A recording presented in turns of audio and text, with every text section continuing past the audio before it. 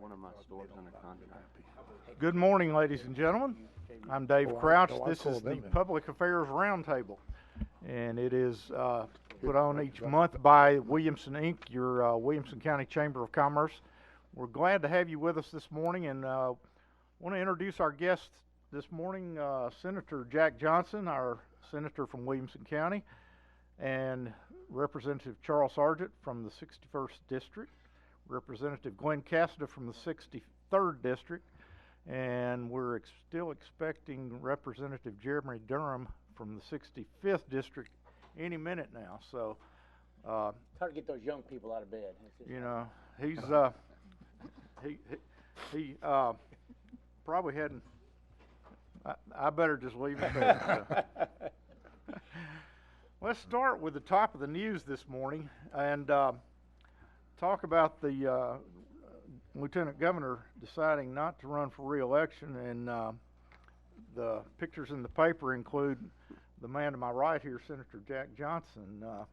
Jack, what's the possibility of you being our next Lieutenant Governor? Well, let me first say a word about Ron Ramsey. He has served now as Lieutenant Governor for 10 years, and he's a dear friend. I just, the opportunity to work side by side with him for the last 10 years. I was there. The very first vote I cast in the Senate was to make him, I was one of 18 votes that made him the first Republican Lieutenant Governor in 140 years in the state of Tennessee. So I'm in my 10th year in the Senate. He's in his 10th year as being Lieutenant Governor. So I really think right now we need to be celebrating his service to the state, and we're in the midst of our legislative session, obviously, and we're really kind of hitting that crescendo of intensity, if you will. The nomination process, the nomination election for the next Lieutenant Governor won't be until December. Okay. So there is time. I'm not ruling it out. But it's an interesting thing. Most of the people in this room will understand this process, but some at home may not realize that the Speaker of the Senate serves as Lieutenant Governor. So Ron Ramsey, our Lieutenant Governor, is a state senator, just as I am, and the Speaker of the Senate, who serves as Lieutenant Governor, is elected by the body. And currently we have 28 Republicans, and we're all very close. It's like a family. We all work together day in and day out. So. It's a family conversation is what it ultimately boils down to. It works very similar in the House, but in the Senate the numbers are even fewer. So we have a lot of folks in our caucus who could serve as Lieutenant Governor and do an outstanding job. It's very flattering to have my name out there being mentioned, and I will acknowledge that. But my first and foremost responsibility is to the people of this district. Great.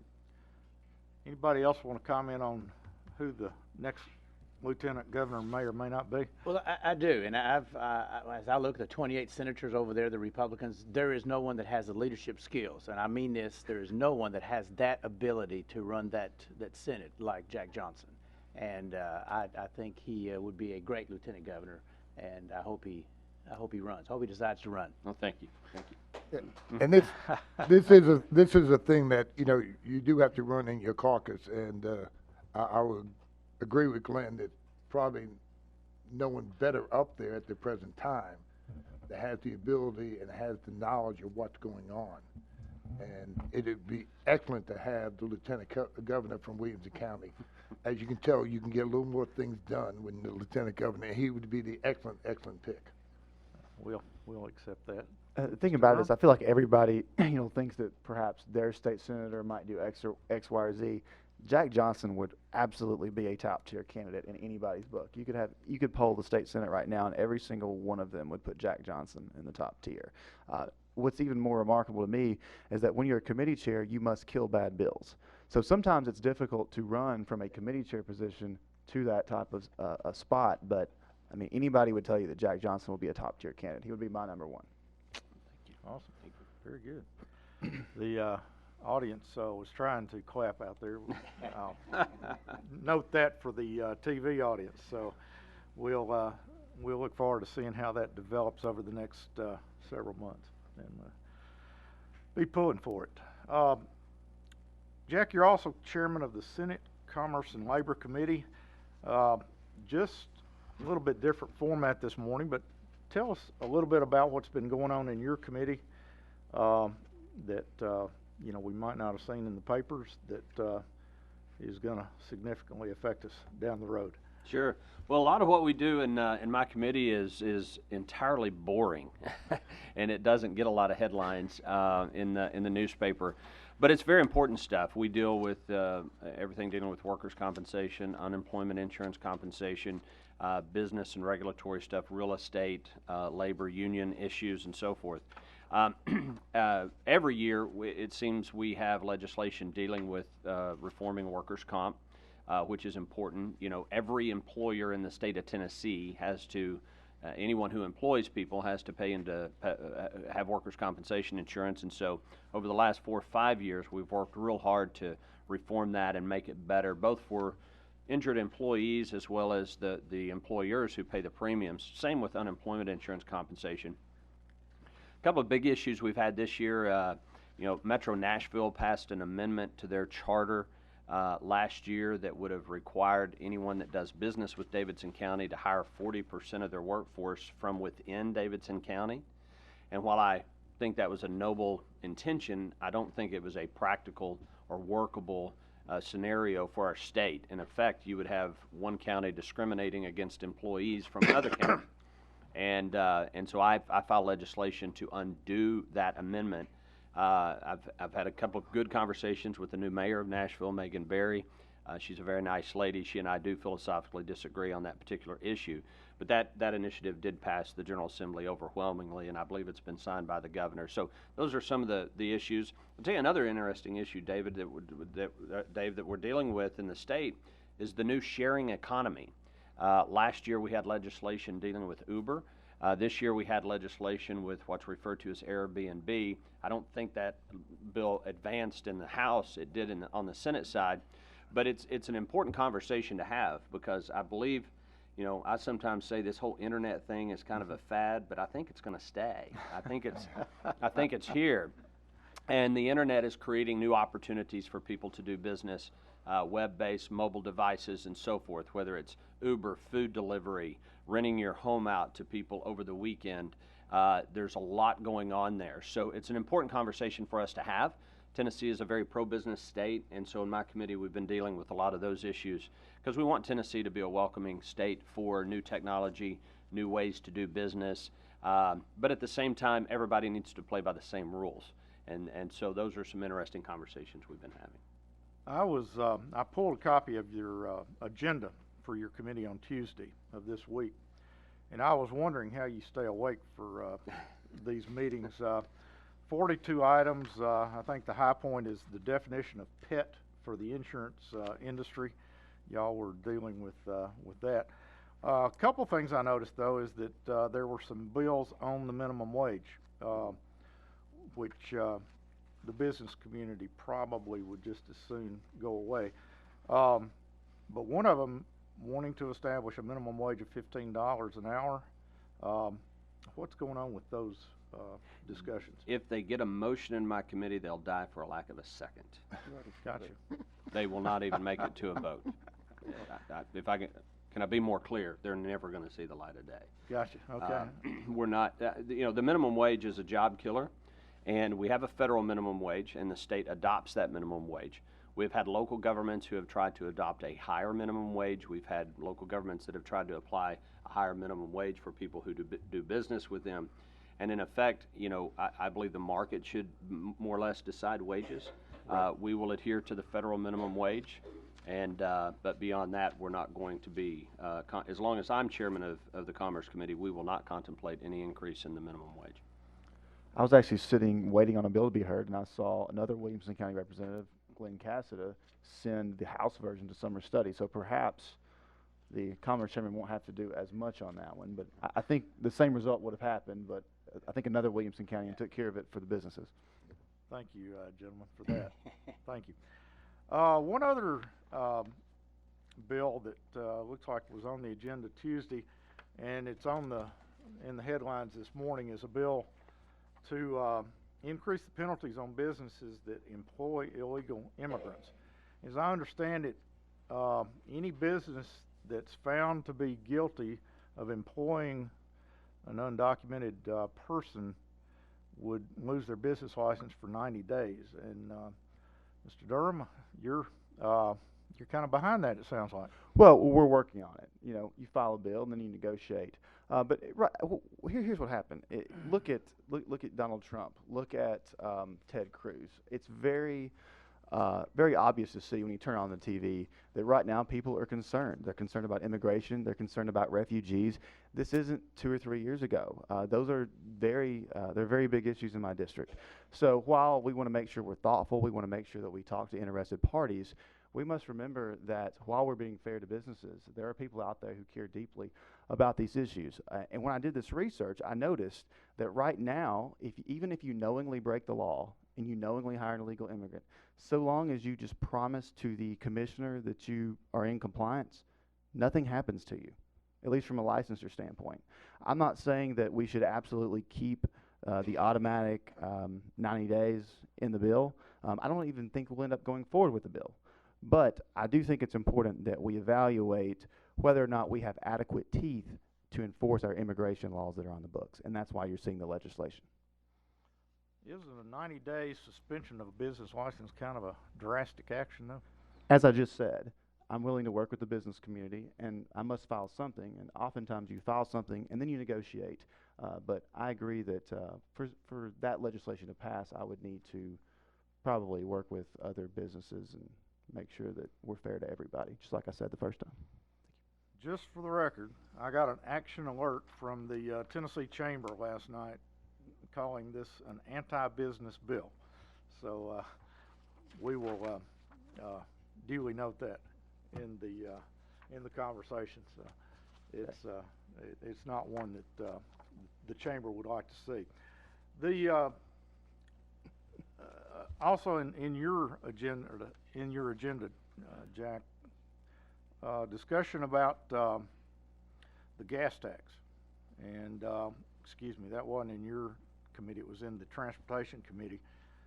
And I'm losing track of my notes. I'm not as well organized this morning as maybe sometimes I am. But there's a couple of bills out there, one of which is specific to sidewalks and bike trails and things that I guess motor vehicles cannot drive on, that gas tax cannot be used for construction of any of that, like a sidewalk adjacent to a highway, that sort of thing. What's the thought behind that? What's the origin of that bill? Well, I'll start.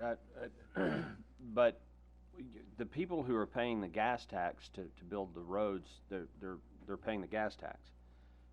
I'm all for bicyclists, but if you ride a bicycle, you're not paying gas tax. You're not buying gas because you pedal. If you're walking on a sidewalk, you're not.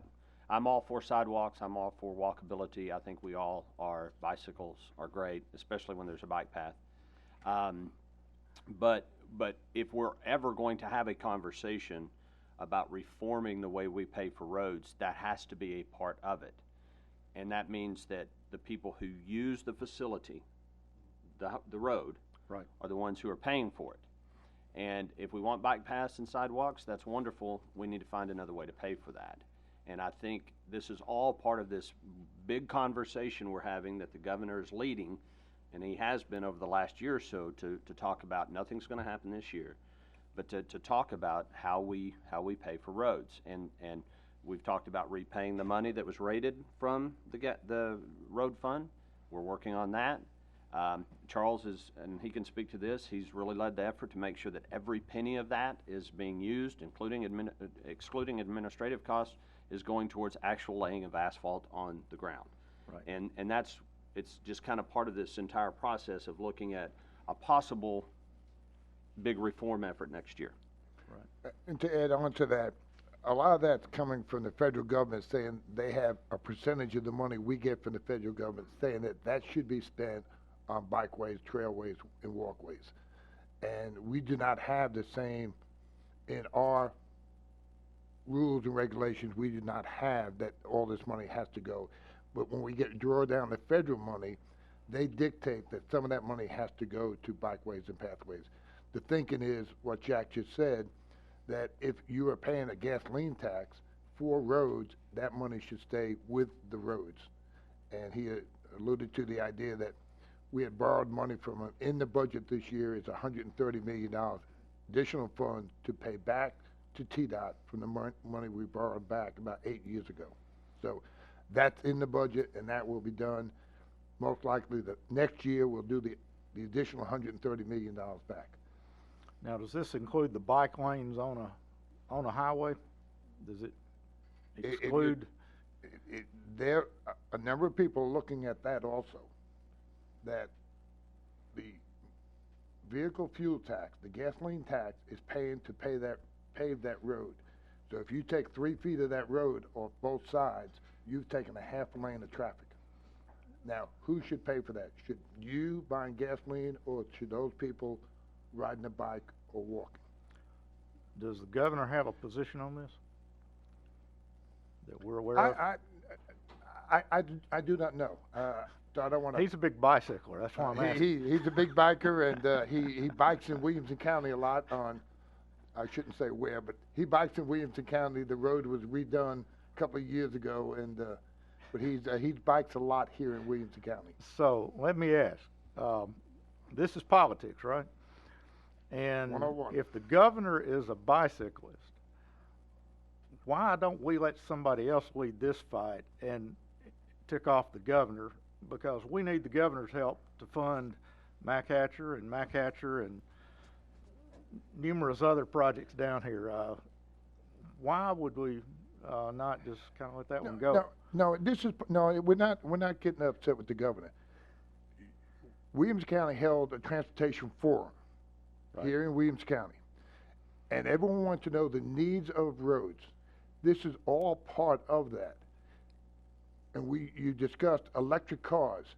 They do not pay, if they're a totally electric car, like the Leaf, they do not pay. The person who buys that car is driving on the roads, and they do not pay any money for using that road. So this is all part of the discussion. Should we charge them on registration an extra $100, $150? All this is part of the entire conversation that the governor's trying to have throughout the state, Right. What people need. Right. I just, So the governor is part of the conversation of what we need and what we don't need, and Commissioner Crowe is all part of that. So I don't think we're picking a fight. I think this is the entire conversation of what we're going to do for transportation. right. Well, I just, good answer. I just, anything we can do to make the governor happy, I think we need to try to do that, so, just. We try all the time. Charles, Chairman of the House Finance Ways and Means Committee in the state legislature. That's a huge position. You pretty much control what happens to the budget in that body. And before we went on the air, you mentioned you got, I think, 240 requests for funding in that budget from your fellow legislators. Tell us what's going on, where it's going to end up at. Okay, the governor came out with his budget on February the 1st, correct me? Yes. On February the 1st, he came out with his budget, what monies were the priorities for him. And for the last 3 weeks, we just finished last week, the last 3 weeks, we had about 55 hours of hearings on all the budgets. We had every commissioner, every department come in, and they present their budget to us, what they need, if they need additional people, and things of that nature. So we listened to 50-plus hours of hearings. We took all that in consideration. Then last week, I announced on the floor that we were going to take budget appropriation amendments from our members. And like I said, we ended that yesterday at 2 o'clock. I had over 200 and something, and I have not gone through them yet, requests for money. It's all over the board. I know it's going to be all over the board. Some are going to be local projects, some are going to be statewide projects and things of that nature. And then on March the 29th, the governor will come out with his second appropriations, and after we see those, then we'll know, the House and the Senate will know where they're going to go.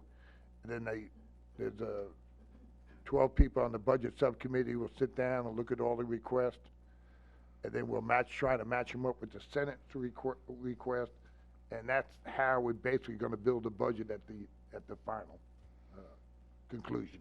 So we're just getting into the last stages of actually figuring out where Right. where the money's gonna go. I noticed that, the 261 million repayment back to the TDOT fund, for building roads, that looks like that's gonna make it.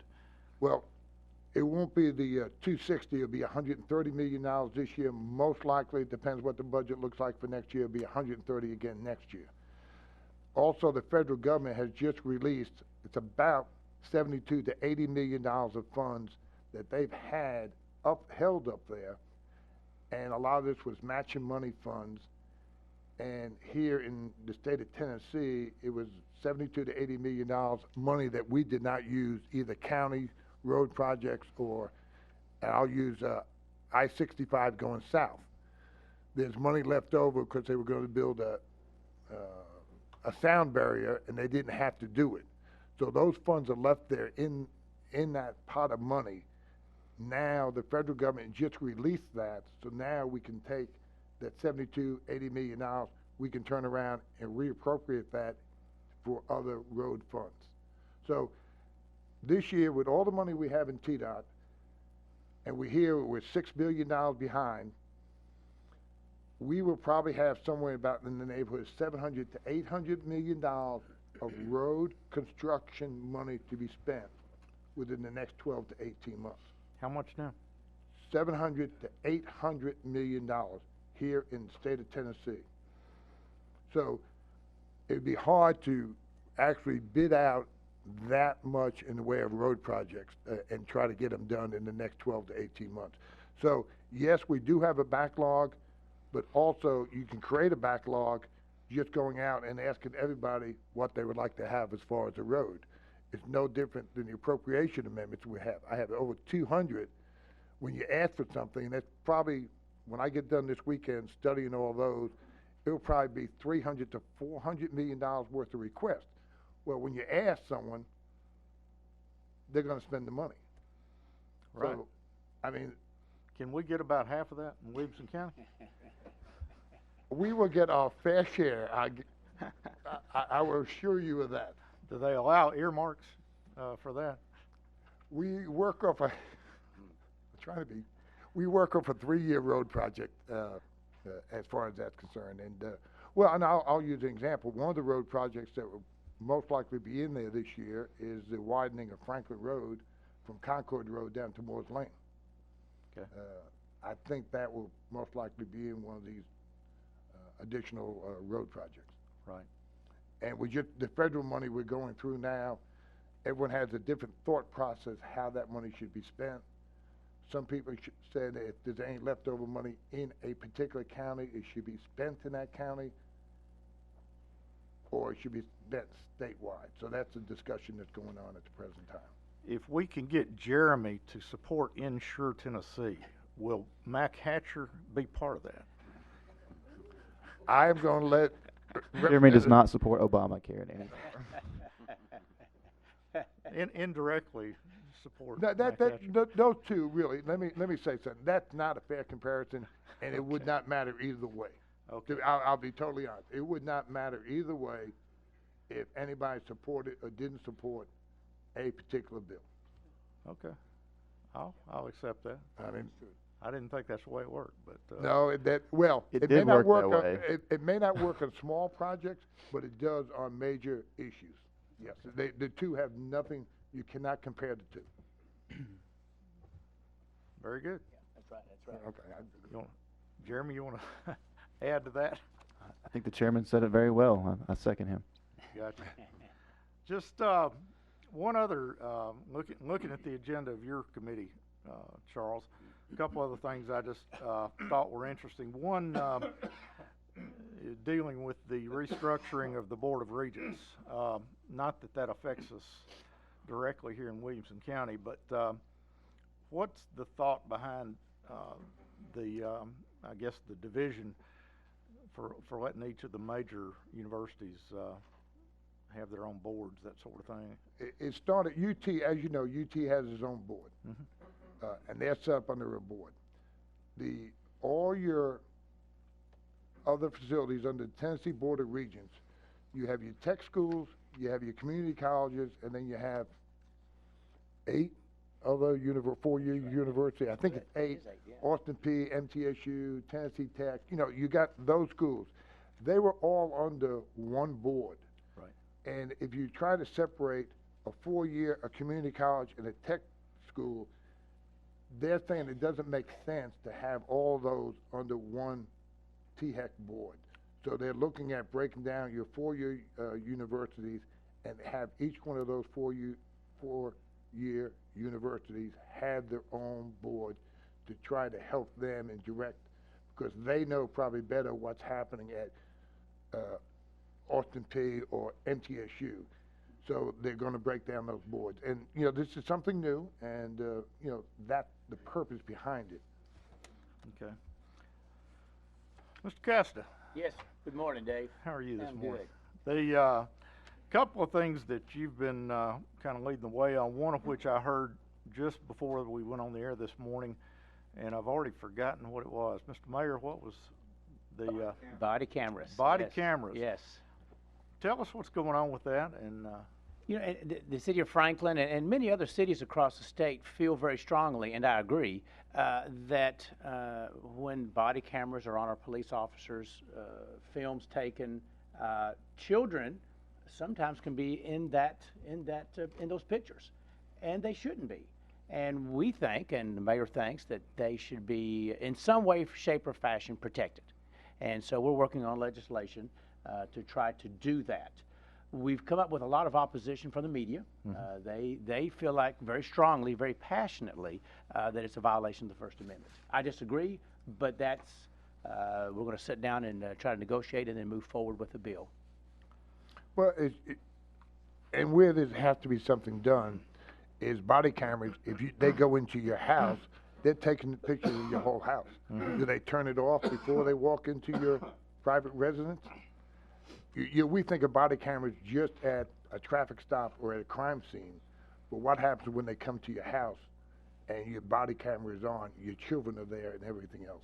Right. So, I mean, there's a lot, and Glenn's doing a good job on this, and I know Florida, I think some of this, we're trying to, Florida has probably one of the best bills out there, and we're trying to work on that. I know Glenn is, you know, doing a good job on that. But you got to remember, you got a privacy issue here.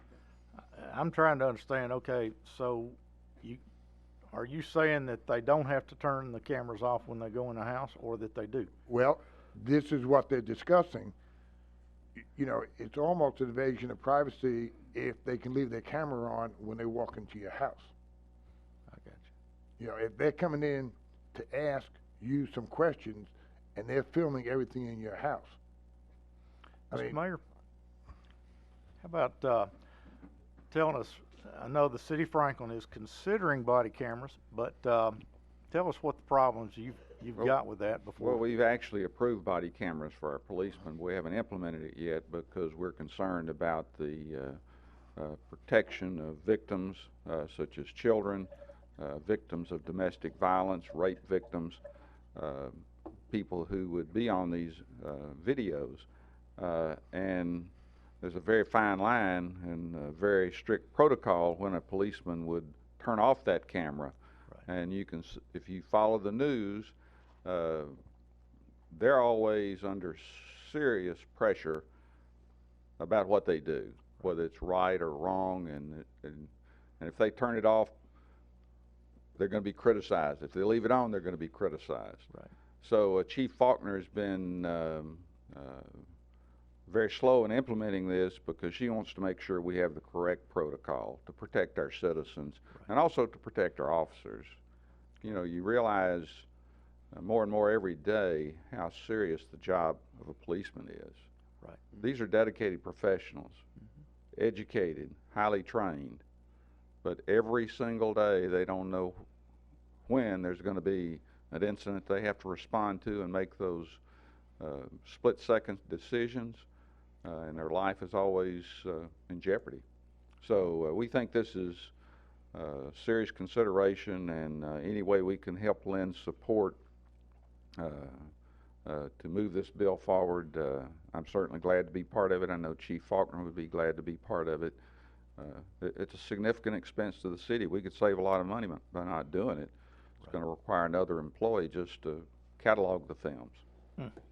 And if it's open to the media, whenever they enter a house, and just think about the significant expense it's going to take to just edit, if we're protected even, so that you make sure that the child's not in it, certain parts of the house, the victims. It's a big issue, so I know Glenn will be very thoughtful in working on that, and we look forward to working with him on it. Thank you, Mayor. While we have you up here, Mr. Mayor, I didn't introduce you properly. This is Mayor Ken Moore, City of Franklin. Thank you. And one of the other, in conversations with City Administrator Stuckey, there's a bill in the works to provide for de-annexation of certain cities, none of which are in our area. But there was a concern about the precedent that it starts. Now, can you explain a little bit what the concerns are of the city and how that works?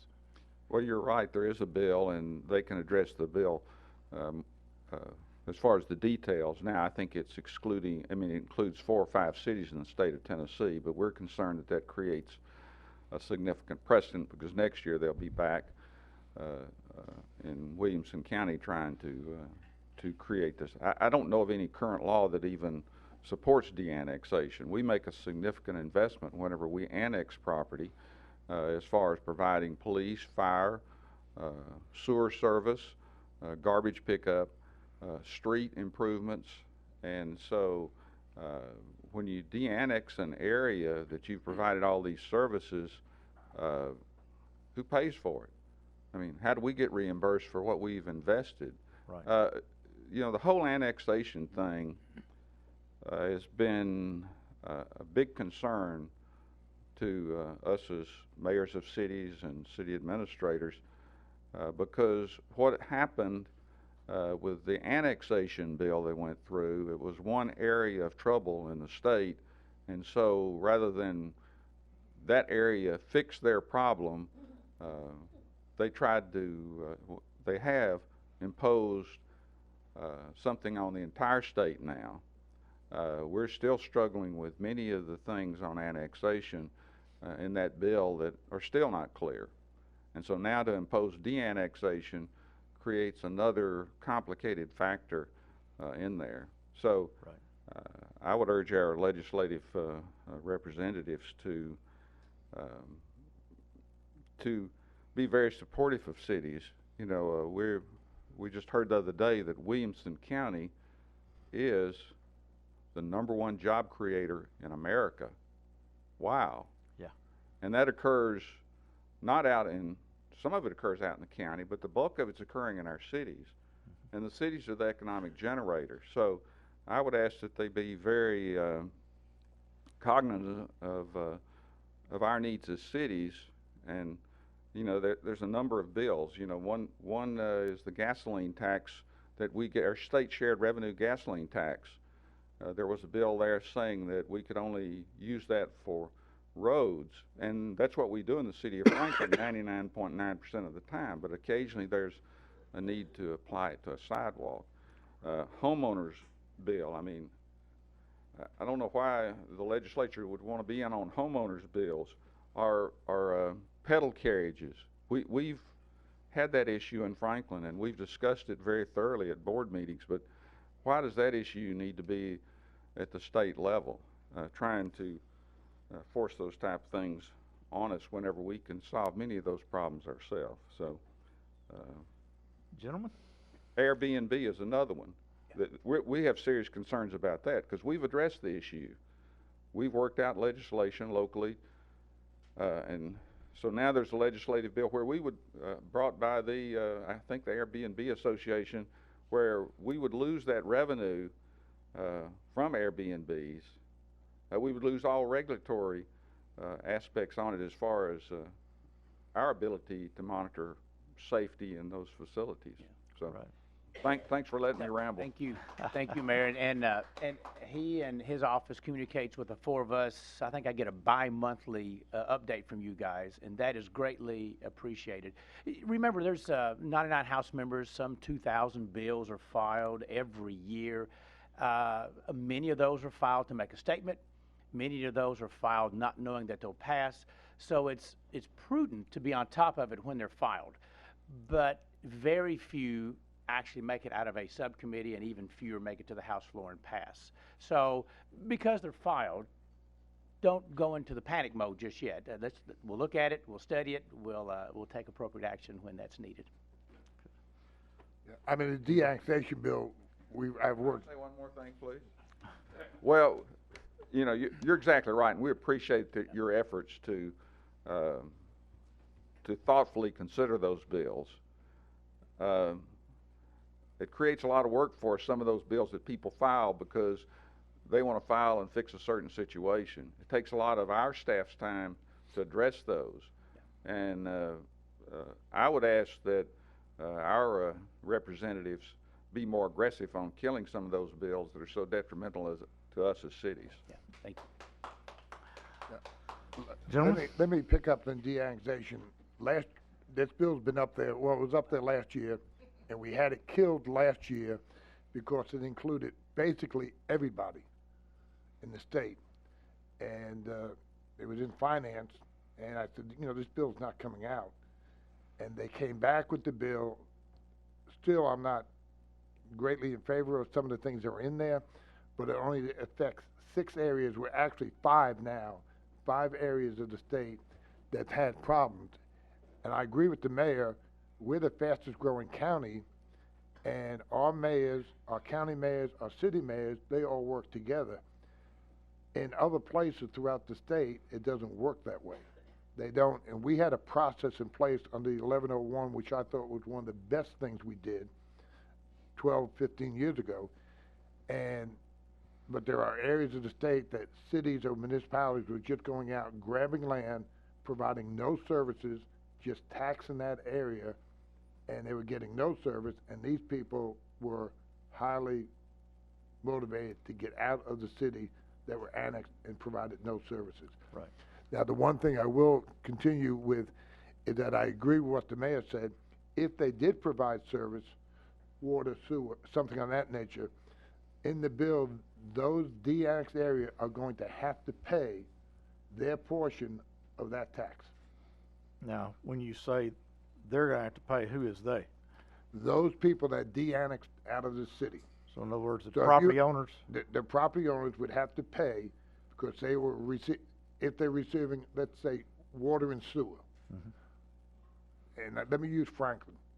Franklin provided water and sewer, so that is a cost to the citizens inside the city. Right. They're getting that benefit, so if they de-annex, they're gonna have to still pay, if there's a bond out there in 18 or 16 or whatever, bond out there to pay for water and sewer, they're gonna have to pay their proportionate share of that bond until that bond's paid off. Right. Even though they're not inside the city, but they're still receiving the city service. Okay. Well, all interesting. I know that's very complicated, but it's, Well, and that's why we enjoy this format, because we can dig into some of these details that are sometimes not real obvious to through a newspaper article or what we hear on the radio sometimes. So appreciate your getting into it and explaining more of it to us. One other thing that Glenn, you have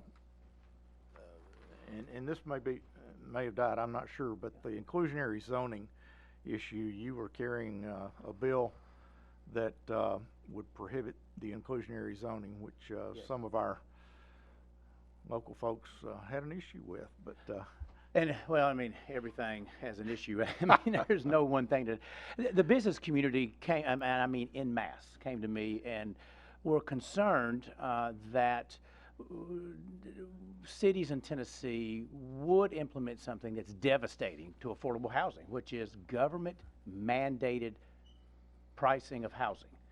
When you look at the communities across our nation where this is implemented, inclusionary zoning or something like it, New York, San Francisco, housing, it escalates the price of housing and it escalates the scarcity of housing.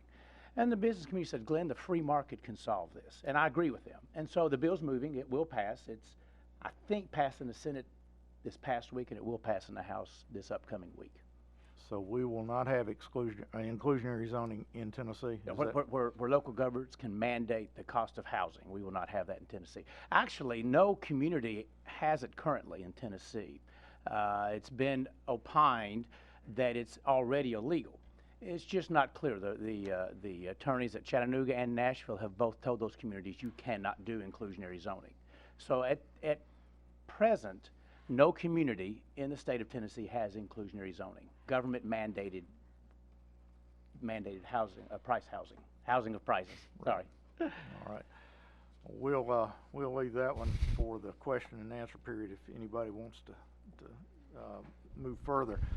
Mr. Durham, what's going on in your committees that, besides the things we've already talked about, what do you think are the important things going on there?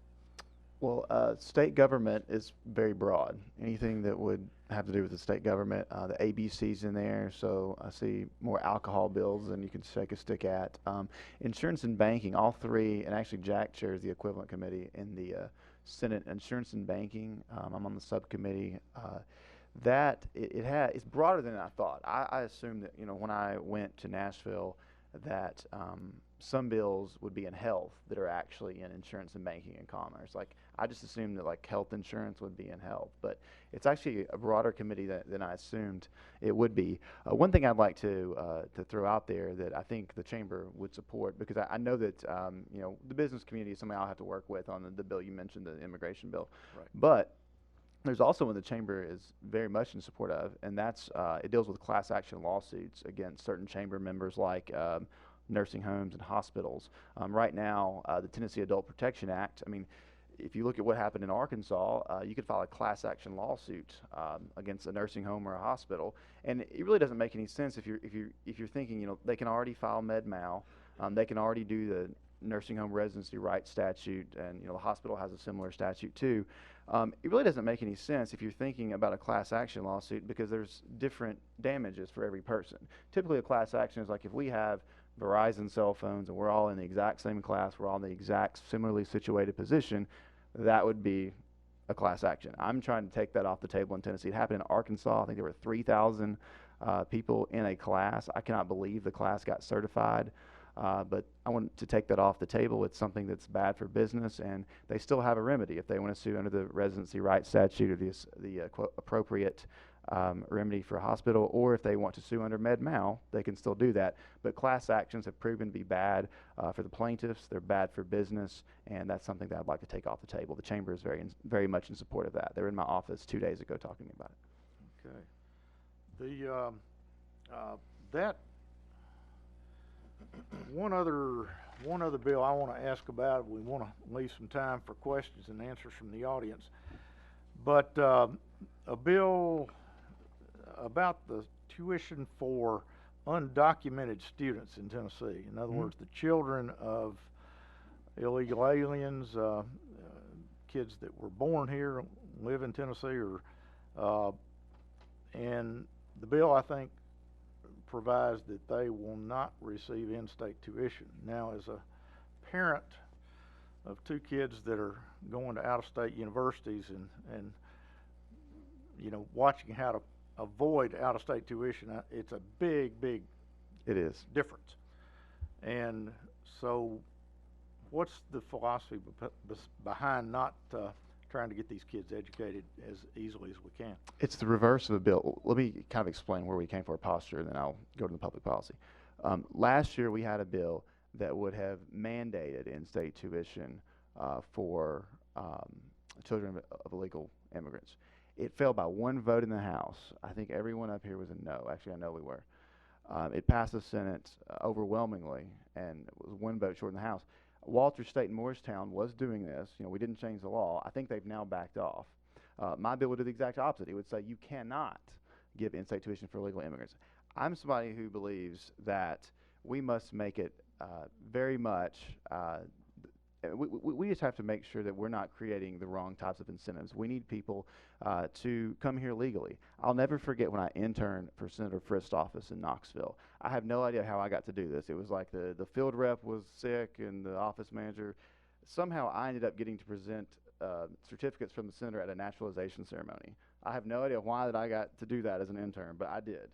And I will never forget how those people felt. They were so proud to be Americans. And I was sitting here thinking, you know what, if I'm ever a lawmaker, I'm never going to put anybody in front of these people, like people that have done it the right way. And, you know, we're very sensitive about our children. You know, Jessica and I live here because of children that aren't even born yet going to school here. We're very sensitive to that. And people they'll change things that they do based upon their children getting a better opportunity. And I want to make sure that Tennessee is a state that provides the correct incentives. We don't want to be a destination for the wrong reasons. We want to make sure that we're encouraging people to do things legally, to abide by our nation's laws, and just make sure that we're enforcing the laws on the books. We're not creating incentives for people to break our laws. And if we're giving in-state tuition to children of people who've broken our laws, we're creating the wrong types of incentives. And that plus it takes a spot that your child may lose out on, because they're only allowing so many people in that school. So it could take your child's spot.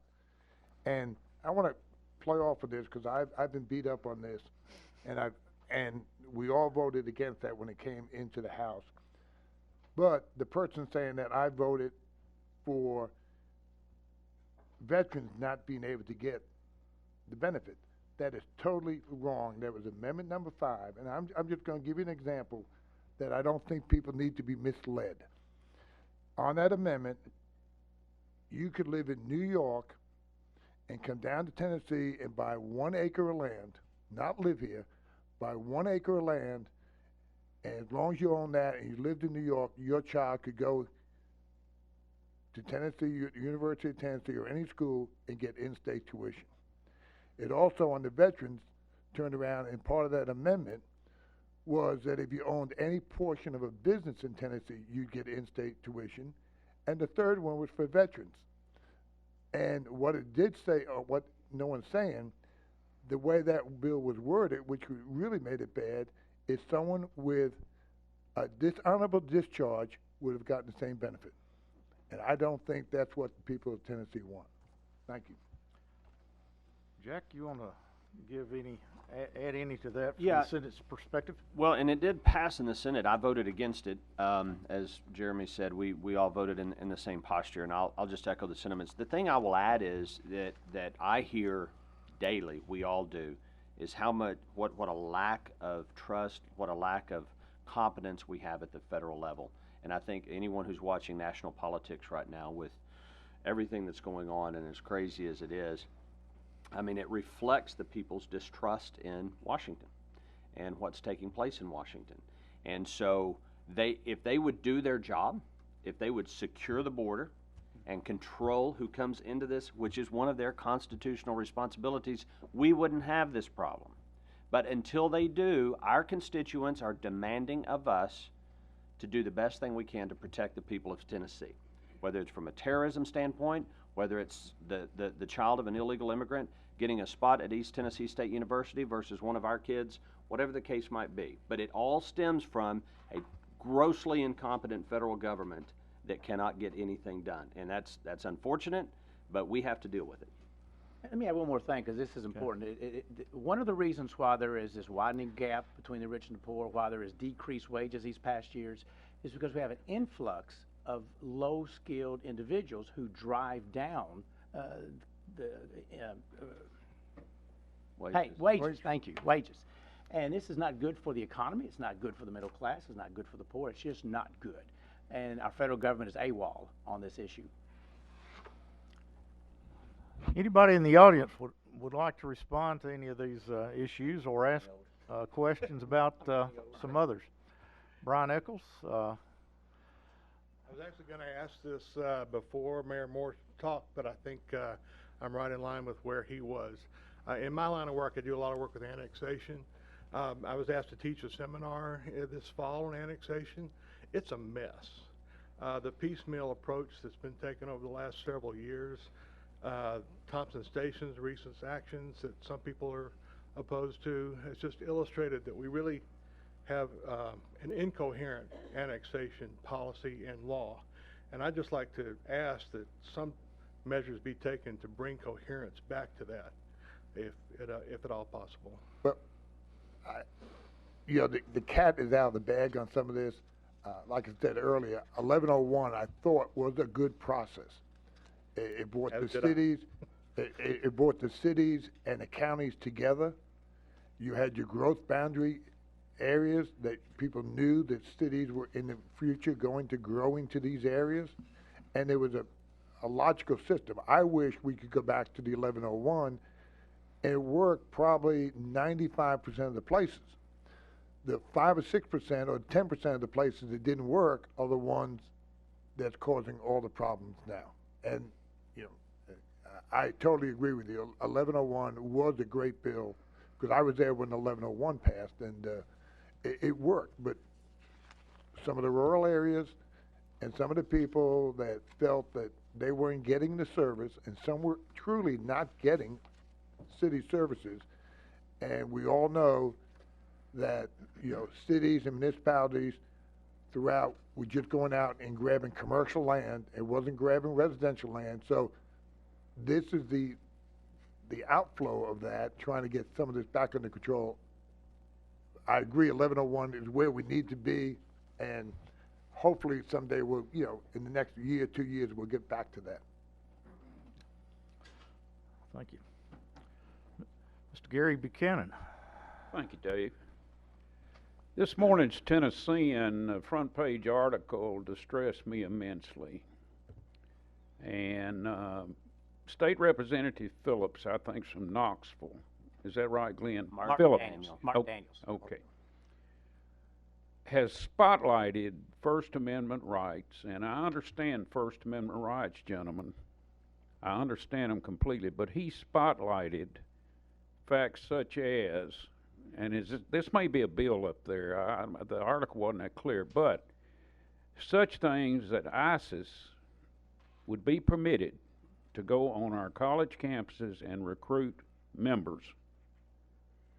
I don't know if he, and this was just the minor part of it, KKK, other groups, any group really, could go on the campus of any school, literally. And the thought hit me, number one, why did he do it? Is it political? I personally think it's the worst embarrassment a state representative. Not that he may not technically be right, but I sense it's going to cause some chaos. And I would appreciate a comment on that. Thank you. I met with Martin on the next day, and we discussed that very issue. And number one, I told him he was wrong. Number one, if you advocate violence or the overthrow of the U.S. government or anything like that, you do not have free speech rights. And we had a very serious conversation about that. He made a quasi-apology on the House floor the next morning. I think you may see him backtrack and try to explain the mistake he made.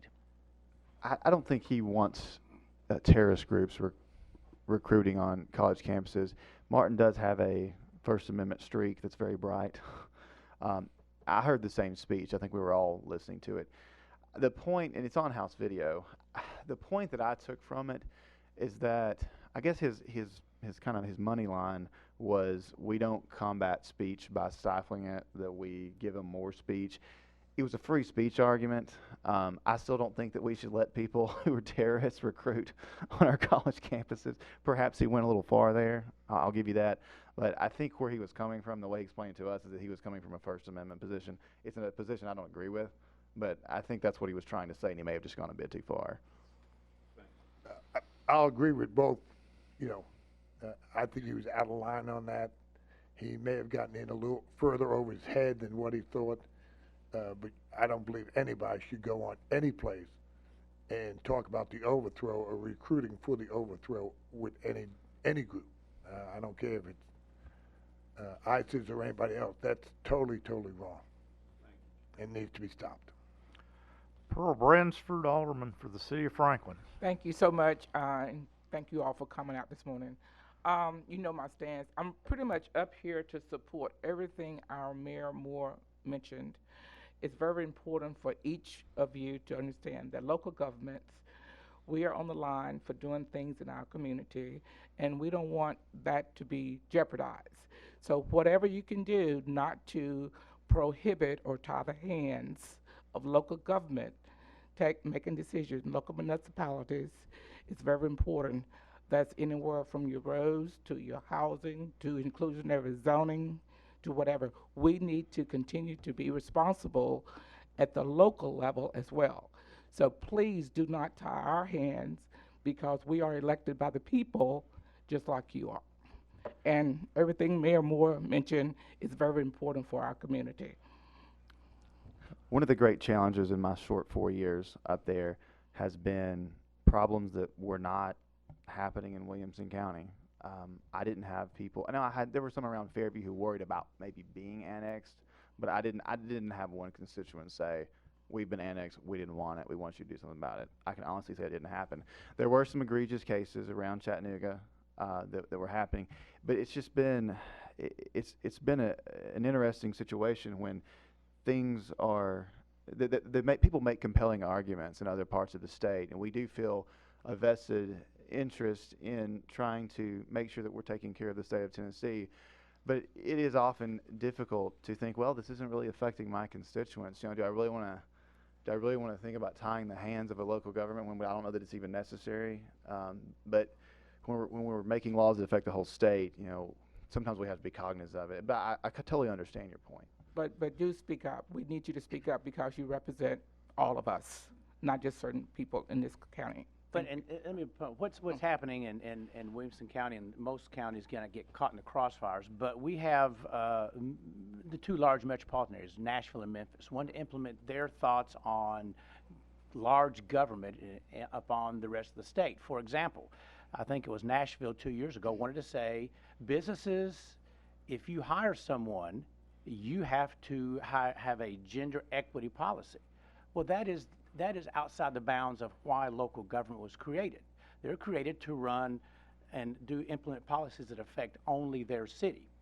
And so when governments try to go outside of their footprint, like demanding you've got to have a gender equity policy upon businesses, that affects the whole state.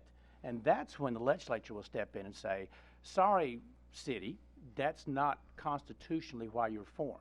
Inclusionary zoning is the same way. It has an effect beyond that city's footprint. And Chattanooga and Nashville, again, are the two primary instances of that. So thus, to protect the rights of the citizens, to protect economic prosperity of the state, the legislature will intervene. But normally, when it's just the operation of the city within the city's footprint, you're going to see us very supportive of that. Well, we look forward to you speaking up for inclusionary zoning as it relates to housing, and because we are creating those jobs here in Williamson County, and we need people to be able to live here and work here. Thank you so much. Gentlemen, we've 1 minute, Mr. Mayor. It'll take 30 seconds. 30 seconds is good. Representative Sargent, thank you for mentioning the $700 to $800 million that TDOT is going to have to spend this year. We're excited about that. We're also excited to hear that they're not going to be able to spend it all. We have a shovel-ready project called Mack Hatcher Northwest Extension. Amen. That is ready to go.